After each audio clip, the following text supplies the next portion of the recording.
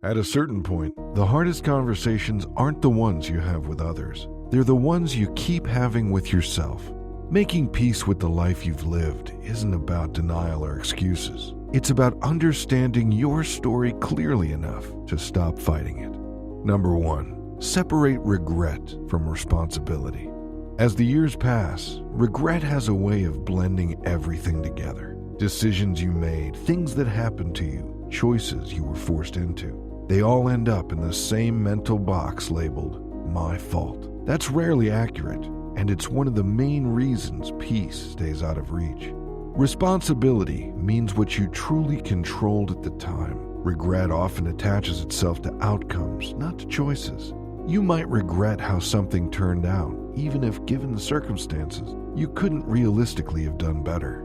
Limited money, family obligations, health, social pressure. These aren't excuses, they're context. Separating regret from responsibility doesn't mean denying mistakes. It means placing them accurately. Some things belong to you, many don't. When you stop taking ownership of events that were shaped by forces larger than you, the emotional weight lightens. Peace begins when responsibility is honest, not inflated.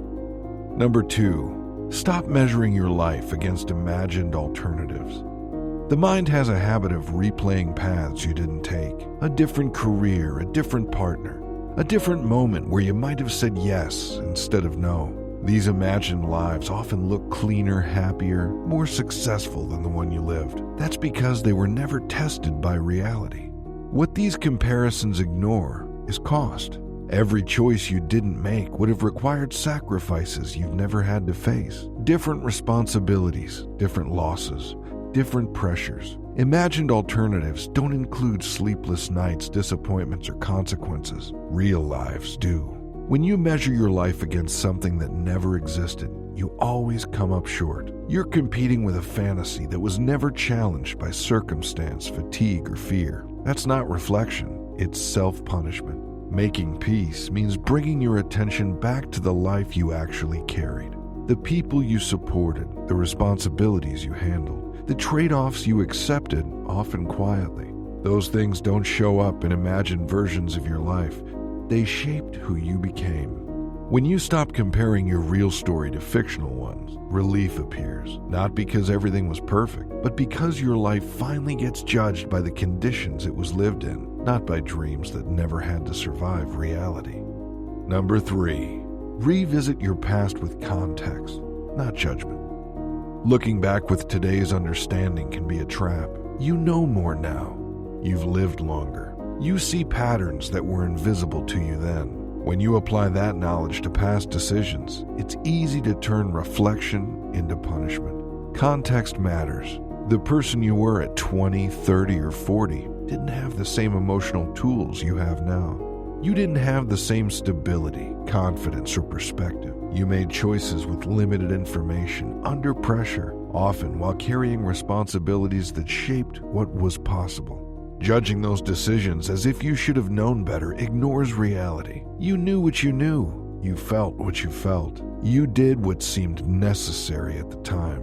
That doesn't make every decision right, but it makes them understandable. When you revisit the past with context, something shifts. Instead of asking, "Why did I do that?" you start asking, "What was I dealing with then?" That question invites compassion instead of blame. Peace grows when memory stops acting like a courtroom and starts acting like a record. You're not there to convict your former self. You're there to understand them. And understanding softens the edges of regret, allowing memories to exist without constant judgment. Number 4, acknowledge what you endured, not just what you achieved. When people look back on their lives, they often focus on achievements, what they built, what they earned, what they failed to reach. What gets overlooked is endurance, and endurance shapes a life just as much as success. Think about what you carried for years without applause, responsibilities that never paused, people you supported when you were tired yourself, losses you absorbed while still showing up the next day. None of that appears on a resume, but it leaves marks all the same. Many lives didn't unfold in a straight line because they couldn't. Illness, financial strain, family obligations, or unexpected events force detours.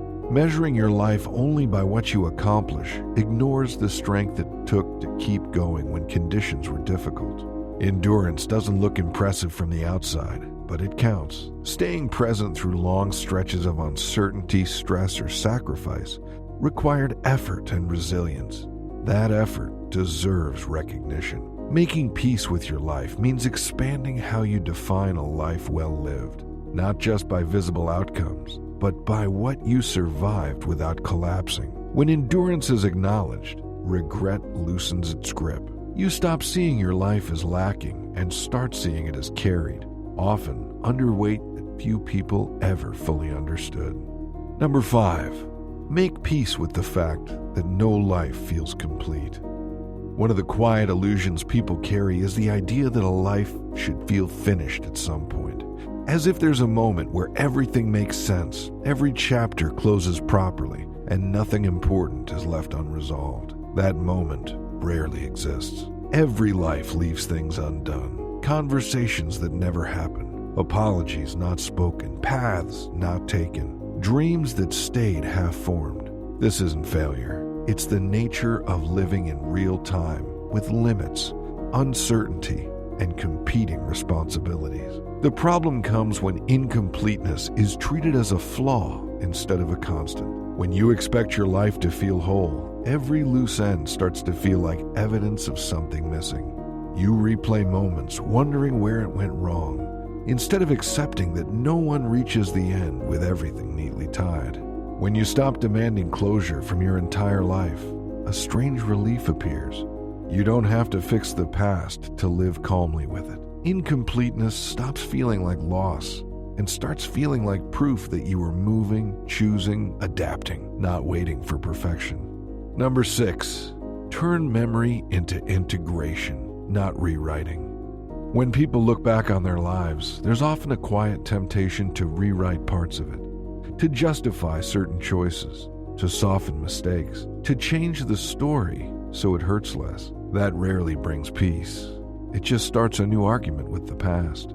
Integration is different. It means allowing all parts of your life to exist as they were. The good decisions, the poor ones, the proud moments, the painful ones, without trying to make them agree with each other. You don't need to defend everything you did. You don't need to condemn it either. Think of your life as a collection of chapters, not a single verdict. Some chapters contradict others. Some don't make sense until much later. Some never fully do. That's normal.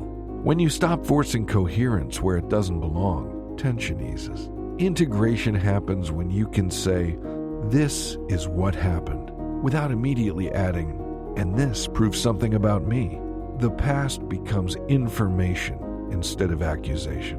Peace comes when memories stop competing for dominance and are allowed to sit side by side, not rewritten, not erased, simply understood as parts of one long, imperfect human life. Doesn't need to be corrected to be accepted.